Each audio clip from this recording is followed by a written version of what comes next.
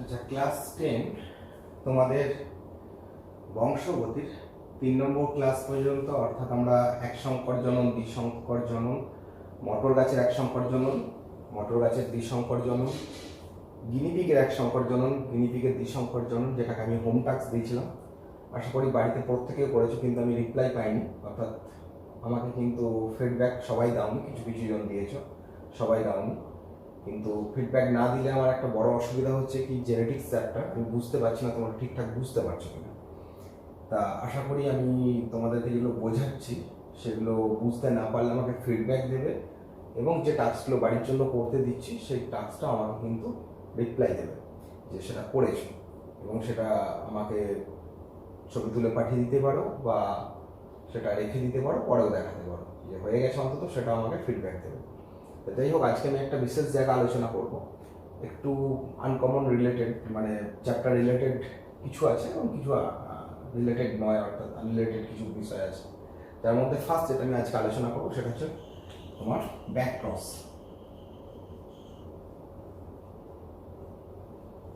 এটা একটু ভালো করে মন দিয়ে শুনুন যে ব্যাক ক্রস কি। ব্যাক ক্রস নিয়ে একটু আলোচনা করবো আজকে। ফার্স্ট যে ব্যাক ক্রস কথার অর্থ হচ্ছে অ্যাকচুয়ালি একটা উদ্ভিদের বা যে কোনো জীবের অপত্য জনুর সঙ্গে মাতৃজনুর প্রকট বৈশিষ্ট্য অথবা প্রচ্ছন্ন বৈশিষ্ট্যে জীবের সঙ্গে ক্রস করানোকেই বলা হচ্ছে ব্যাক ক্রস। তাহলে কি বললাম, একটা জীব যেমন আমি যদি দেখাই, এখানে ধরো ক্যাপিটাল টি, তাহলে এটা হচ্ছে আমাদের কি ছিল, প্রকট বৈশিষ্ট্য। তার সঙ্গে আমরা ক্রস করেছিলাম স্মল টি, যেটা ছিল প্রচ্ছন্ন বৈশিষ্ট্য। তাহলে এর গ্যামেট ক্যাপিটাল টি, এর গ্যামেট হচ্ছে স্মল টি। তাহলে কি উৎপন্ন হয়েছিল, ক্যাপিটাল টি, স্মল টি, যেটা হচ্ছে কি সংকর জীব। তো সংকর লম্বা, এটা হচ্ছে F1 জন, আর এটা হচ্ছে প্যারেন্টাল জেনারেশন বা পি জন। এক কথায় কি বললাম, যে অপত্য জনুর সাথে জনিত্রী জনুর প্রকট অথবা অপত্য জনুর সাথে, তাহলে অপত্য জনুর সাথে জনিত্রী জনুর প্রকট অথবা অপত্য জনুর সাথে জনিত্রী জনুর প্রচ্ছন্ন জীবের ক্রস করানোকেই বলা হচ্ছে ব্যাক ক্রস। তাহলে এটাকে আমরা বলবো ব্যাক ক্রস 1, BC1, এটাকে আমরা বলবো BC2। তাহলে কি বললাম, ব্যাক ক্রস। তাহলে আমরা কি জানলাম যে দু প্রকারের, একটা হচ্ছে অপত্য জনুর সাথে জনিত্রী জনুর প্রকট বৈশিষ্ট্যে ক্রস করানোকে বলা হচ্ছে ব্যাক ক্রস 1, অপত্য জনুর সাথে জনিত্রী জনুর প্রচ্ছন্ন বৈশিষ্ট্যযুক্ত জীবের ক্রস করানোকে বলা হচ্ছে ব্যাক ক্রস 2। তাহলে এই ব্যাক ক্রস 1 আর ব্যাক ক্রস 2 কি করে ঘটছে আমরা একটু দেখে নিই, বা কি রেজাল্ট ঘটছে দেখে নিই। তা এখানে আমরা কি পাচ্ছি, অ্যাকচুয়ালি ক্যাপিটাল টি, তার সাথে ক্রস করছে আমরা কি ক্যাপিটাল টি, স্মল টি। তাহলে এর একটাই গ্যামেট হবে ক্যাপিটাল টি, এর দুটো গ্যামেট হবে ক্যাপিটাল টি, স্মল টি। তাহলে ক্রস কর, কি রেজাল্ট হচ্ছে, ক্যাপিটাল টি, স্মল টি। তাহলে বাহ্যিকভাবে দুটো উদ্ভিদেরই বৈশিষ্ট্য কি না, লম্বা, অর্থাৎ এখানে আমরা 100% লম্বা উদ্ভিদ পাবো। যদি প্রচ্ছন্ন জীবের সাথে মানে সংকর জীবের সাথে প্রচ্ছন্ন জীবের ক্রস করা হয় তাহলে কি হবে, তাহলে সেটা আমরা এইখানটাতেই ছোট করে দেখিয়ে দিচ্ছি তোমাদের, দেখে নাও। তাহলে ক্যাপিটাল টি, স্মল টি, তার সাথে স্মল টি, গ্যামেট হচ্ছে ক্যাপিটাল টি, স্মল টি, আর এখানে আছে একটা স্মল টি।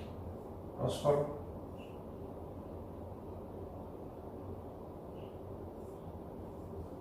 তাহলে ক্যাপিটাল টি, স্মল টি, তাহলে 50% হচ্ছে দেখো লম্বা, 50% হচ্ছে বেটে। ঠিক আছে, তাহলে এক কথায় কি দেখলাম যে ব্যাক ক্রস 1 কাকে বলে সেটা বলে দিলাম। তাহলে ব্যাক ক্রস 1টা কি, প্রকট বৈশিষ্ট্যযুক্ত জীবের সাথে অপত্য জীবের ক্রস করানোকে বলা হচ্ছে ব্যাক ক্রস 1, যেখানে আমরা 100% অপত্য জীবী পেয়েছি লম্বা। অপত্য জীবের সাথে প্রচ্ছন্ন জীব বৈশিষ্ট্যযুক্ত জনিত্রী জীবের ক্রস করানোকে বলা হচ্ছে ব্যাক ক্রস 2, যেখানে আমরা রেজাল্ট পেয়েছি 50% লম্বা, 50% বেটে। এবার একটা কথা হচ্ছে যে এখানে একটা কথা বলা হয় যে ব্যাক ক্রস 2 কে বলা হয় টেস্ট ক্রস। তা ব্যাক ক্রস 2 এর অপর নাম হচ্ছে BC1, 2, এটাকে বলা হচ্ছে টেস্ট ক্রস। কেন টেস্ট ক্রস বলা হয়? টেস্ট ক্রস কি আগে জানতে হবে। টেস্ট কথার অর্থই হচ্ছে পরীক্ষা, অর্থাৎ যে ক্রসের মাধ্যমে আমরা জনিত্রী জনুর বৈশিষ্ট্য মানে জনিত্রী জনুর জীবের কি প্রকারের বৈশিষ্ট্য আছে, জিনোটাইপিক বৈশিষ্ট্য আছে সেটা আমরা জানতে পারবো। তো সেটা কিভাবে জানতে পারবো সেটা আমরা দেখে নিই। তো সেই জন্য ব্যাকক্রস 2 কে বলা হয় টেস্ট ক্রস, কিন্তু ব্যাকক্রস 1 কে টেস্ট ক্রস বলা হয় না। এখান থেকে একটা প্রশ্ন পড়ে তোমাদের যে সমস্ত প্রকার টেস্ট ক্রসই ব্যাকক্রস, কিন্তু সমস্ত প্রকার টেস্ট ক্রসই ব্যাকক্রস, কিন্তু সমস্ত প্রকার ব্যাকক্রস মানে যেমন ব্যাকক্রস 1 তারা টেস্ট ক্রস নয়, কিন্তু টেস্ট ক্রসগুলো সবাই ব্যাকক্রস। তা এটা কি করে হচ্ছে আমি একটু দেখিয়ে দিই। তা আমরা ফার্স্ট চলে আসবো টেস্ট ক্রস। ধরো তোমাদেরকে সাপোজ একটা উদ্ভিদ দিয়ে দিলাম, আমি টবেতে একটা উদ্ভিদ দিয়েছি, দিয়ে আমি তোমাদেরকে বললাম যে এটা কোনো প্রকার জেনেটিক পরীক্ষা ছাড়া আমাকে বলে দাও যে এই গাছটা সংকর লম্বা না বিশুদ্ধ লম্বা। তাহলে দেখো যে কোনো একটা টবেতে যদি গাছ নিই, যে গাছটা যদি লম্বা হয়, ধরো গাছটা লম্বা, এই লম্বাটা ক্যাপিটাল টি আর ক্যাপিটাল টি স্মল টি আমরা জানবো কি করে?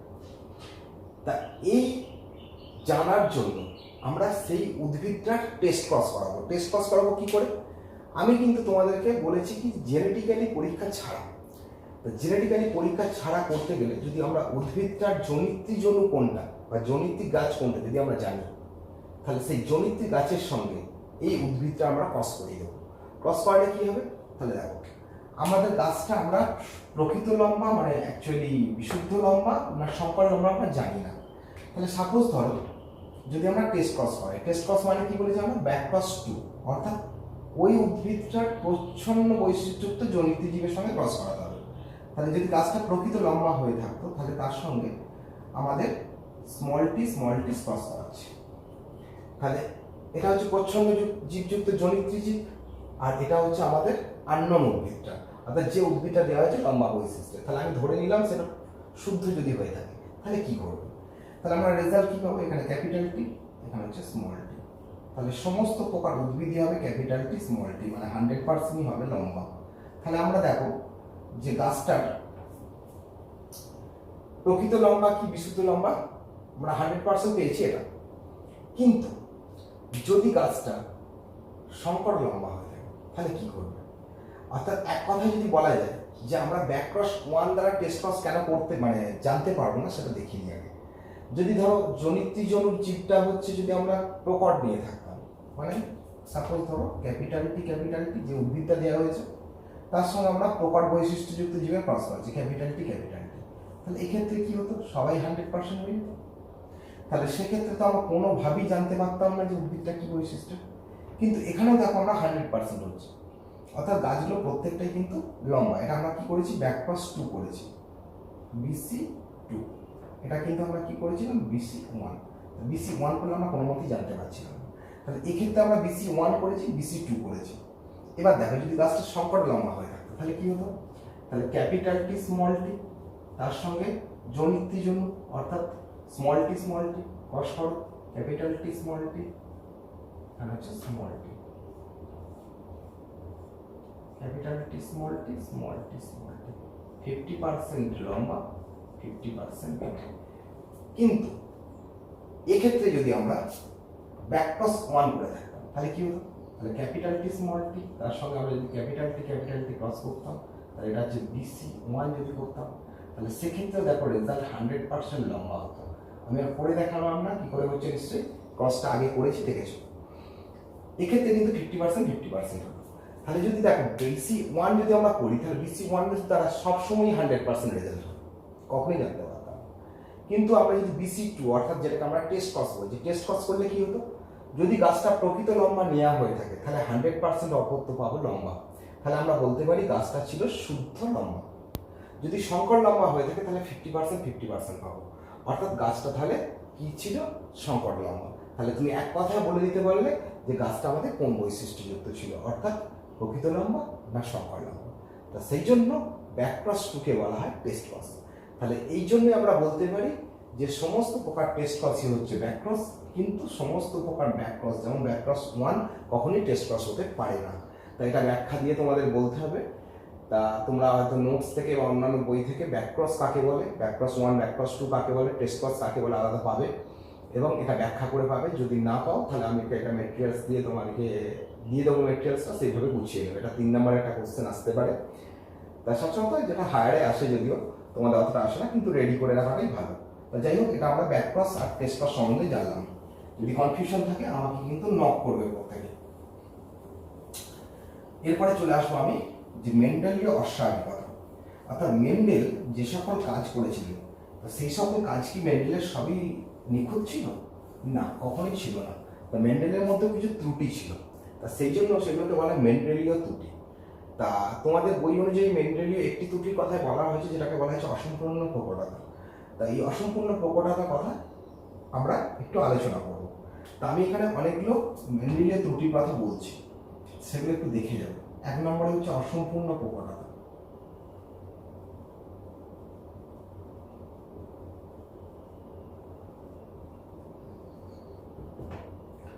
দ্বিতীয় নম্বর হচ্ছে বহু অ্যালিগতা।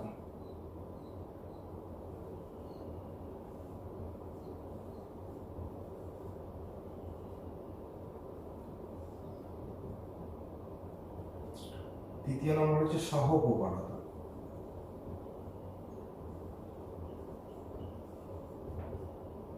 চতুর্থ নম্বর হচ্ছে প্লিওট্রপি।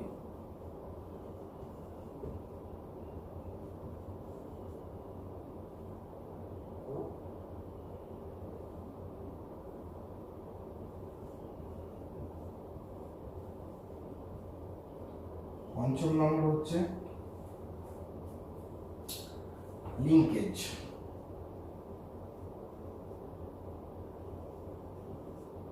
ষষ্ঠ নম্বর চলে এসো, লিঙ্কেজের পরে আমরা আসবো মাল্টিজিন বা মাল্টিজেনিক উত্তরাধিকার, বহুজিন এক কথা। সপ্তম নম্বরে চলে এসো এপিস্ট্যাটিস জিন।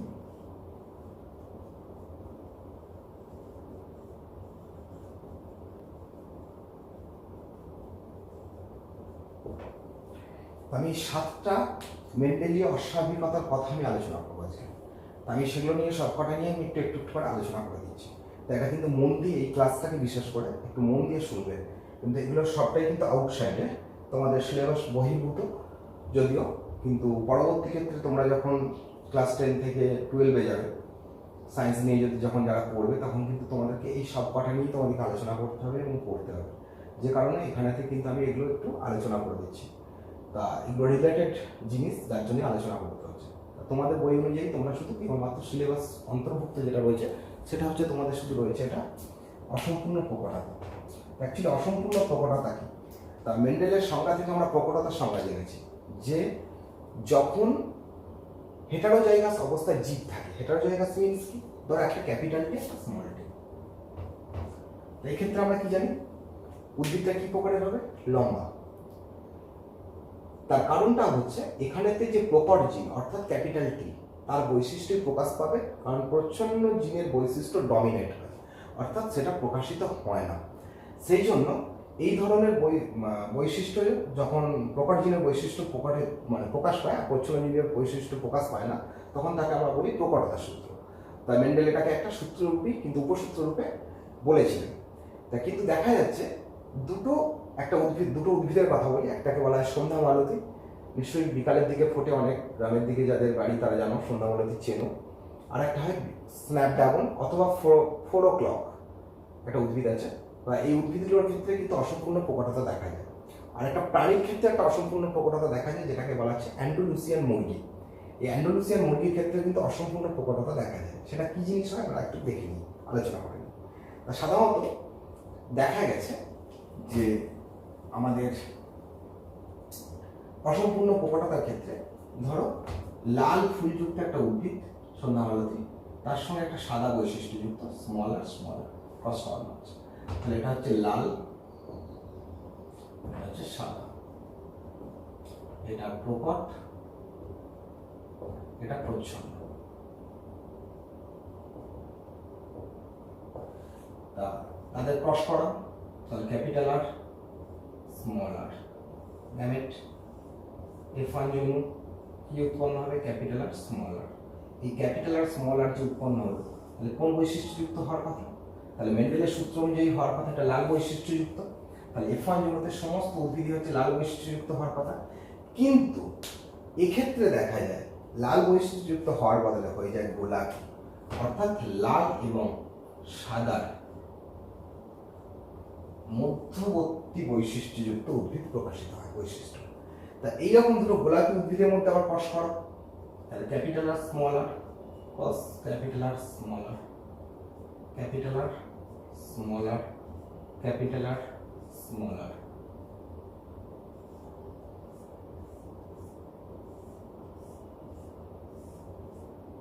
Capital R capital R capital R small R capital R small R small R small আর।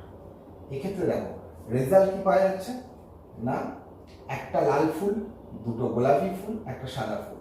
তাহলে জিনোটাইপিক বৈশিষ্ট্য এবং ফিনোটাইপিক বৈশিষ্ট্য কি হবে না, দু ক্ষেত্রেই হবে 1:2:1।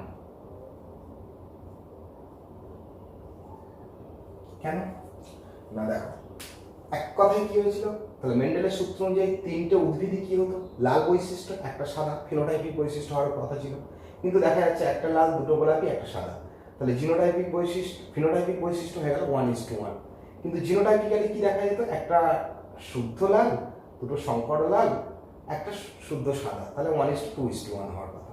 কিন্তু আমরা এখানে কি দেখছি, একটা লাল, দুটো গোলাপি, একটা সাদা, তাহলে সেক্ষেত্রেও অনুপাত হচ্ছে 1:2:1। এই জন্য অসম্পূর্ণ প্রকটতার ক্ষেত্রে ফিনোটাইপিক এবং জিনোটাইপিক অনুপাত সবসময়ের জন্যই একই হয়, অর্থাৎ 1:2:1। এবং এটা কিন্তু আমাদের সন্ধ্যা মালতী ফুল এবং স্ন্যাপড্রাগন ফুলের ক্ষেত্রে দেখা যায়। আর অ্যান্ডালুসিয়ান মুরগিদের ক্ষেত্রে যেটা হয় সেটা হচ্ছে একটা কালো মুরগির সাথে একটা যদি সাদা মুরগির ক্রস করানো হয়, তাহলে প্রথম অপত্য জন্মতে কালো মুরগি উৎপন্ন হওয়ার বদলে সব কটাই হয় নীল মুরগি, যে কারণেই এটাকে বলা হচ্ছে অসম্পূর্ণ প্রকটতার একটা অংশ। তো এটা একটা মেন্ডেলীয় ত্রুটি, কিন্তু মেন্ডেল এটার ব্যাখ্যা দিয়ে যাননি বা তখন তিনি জানতেন না। তো যাই হোক, এটা আমরা অসম্পূর্ণ প্রকটতা একটা মেন্ডেলীয় ত্রুটির কথা জানলাম, তার ব্যাখ্যা কিভাবে ঘটে সেটা আমরা বলে দিলাম। নেক্সট চলে আসবো এরপরে বহু অ্যালিলতা। তা অ্যালিল কি আমরা সংজ্ঞা করেছি, ঠিক আছে। তাহলে অ্যালিল মানে সমস্ত ক্রোমোজোমের দুটো ভিন্ন লোকাশে অবস্থিত বিপরীতধর্মী যে দুটো বৈশিষ্ট্য, যেমন হচ্ছে কি লম্বা বেটে, তাদের এক একটাকে বলা হচ্ছে অ্যালিল। এরকম বহু অ্যালিল দেখা যায়।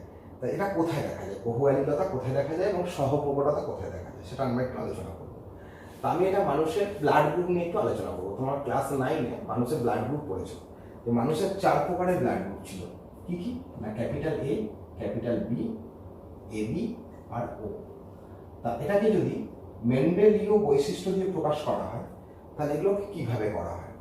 অ্যাকচুয়ালি মেন্ডেলীয় দিয়ে করলে এটা হতে পারে, এখানে বলে দিই, এ হচ্ছে প্রকট বৈশিষ্ট্য, এটা প্রকট,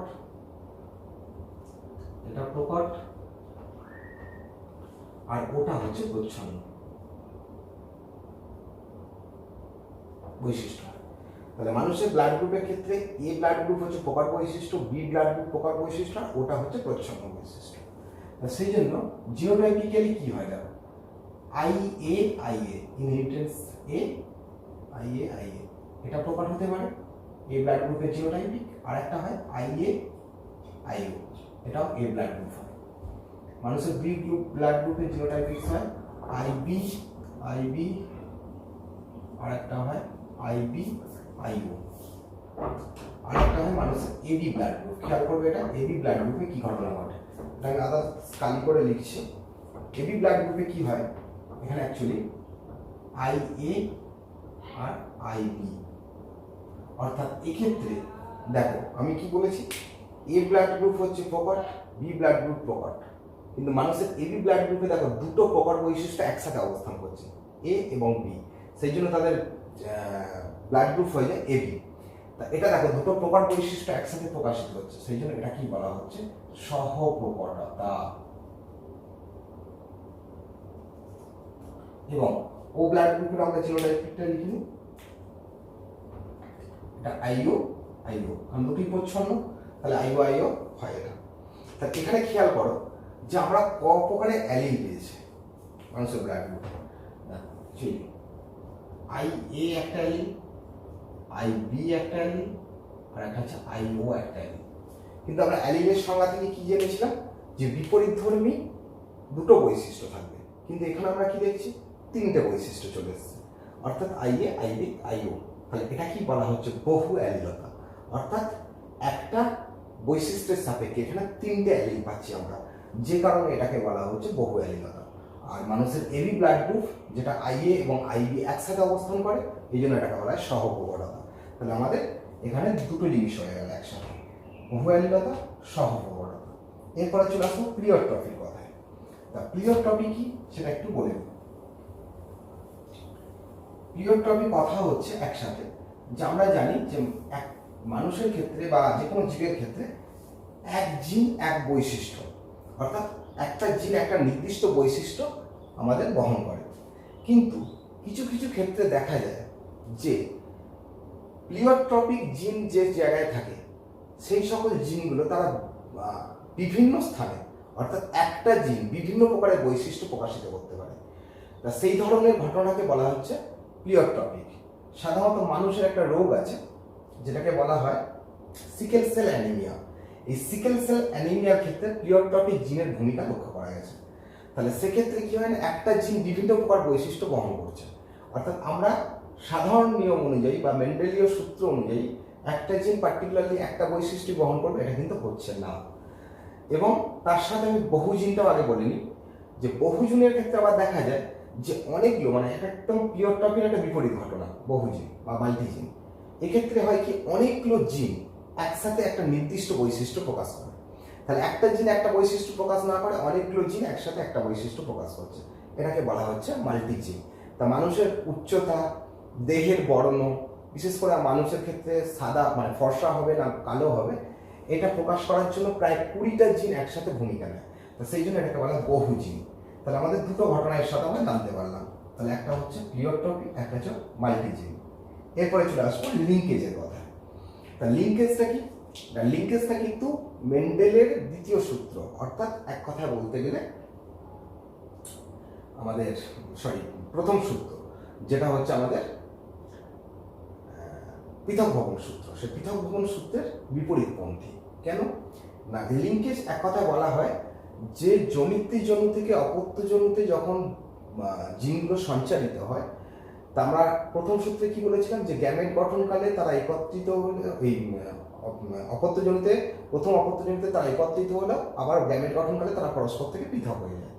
কিন্তু এক্ষেত্রে লিঙ্কেজ কথার অর্থ হচ্ছে লিঙ্কড, অর্থাৎ দেখায় যে তারা একটা জেনারেশন থেকে পরবর্তী জেনারেশনে যাওয়ার সময় তারা যে লোকেশনে অবস্থান করছিল, অর্থাৎ যদি এখানেতে লোকেশনে অবস্থান করে তা পরবর্তী জেনারেশনে যাওয়ার সময় তারা একই লোকেশনেই অবস্থান করছে, অর্থাৎ তারা লোকেশনটা চেঞ্জ করছে না, থেকে যাওয়ার প্রবণতা দেখায়।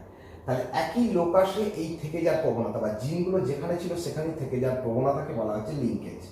তাই এটা হচ্ছে পৃথক ভবন সূত্রের একদম বিপরীতপন্থী। তা লিঙ্কেজ আবার দু প্রকারের হয়, একটা সম্পূর্ণ লিঙ্কেজ দেখায় কোনো কোনো ক্ষেত্রে, কখনো কখনো অসম্পূর্ণ লিঙ্কেজ দেখায়।